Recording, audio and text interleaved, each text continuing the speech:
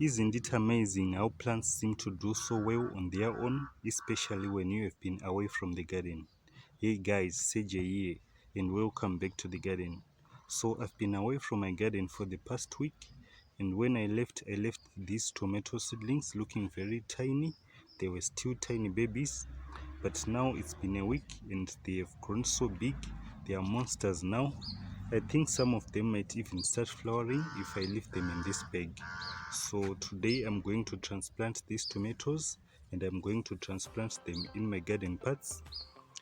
So I'm going to transplant these tomatoes in these pots that you see here. I'm going to transform these pots into some garden beds and plant my tomatoes. So if you've been a long member to this channel, you know that I dump a lot of organic matter in my garden pots. So these are almost ready to be planted in. So since these are garden pots, you might be thinking they are probably compacted, but that's not the case at all. Since I dump a lot of organic matter on top of these pots, they won't get compacted. They are even spongy-like. When you walk on top of them, you feel like you are walking on top of turf. So what I'm going to do to prepare these pots for planting my tomatoes is to just dig in with my fork and lift a bit without turning the soil, as that will expose the microbes and other soil life to the sun, and that won't be good. So I'm just going to dig in with my fork and lift a bit, and they will be ready for planting my tomatoes.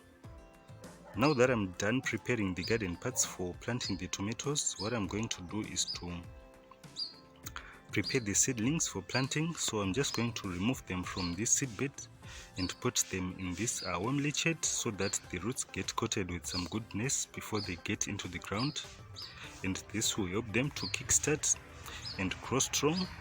The tomato seedlings have been soaking in the warm leachate for about 20 minutes now, and I think they are ready to be planted. So what I'm going to do is to make a hole, fill it with some compost, and plant my seedling.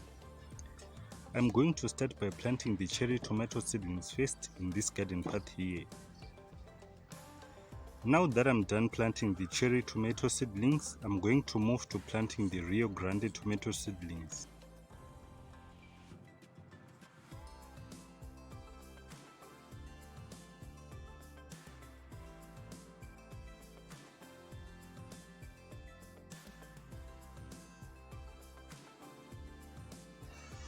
So now that I'm done planting the tomato seedlings, both the cherry tomato seedlings and the Rio Grande seedlings, I'm now going to mulch so that I can preserve the moisture in the ground. For mulch, I'm going to use rabbit bedding with some rabbit manure in it, and this will act both as mulch and as manure for my tomatoes. So I'm sure these tomatoes are going to grow well with the mulch and the manure, the rabbit manure.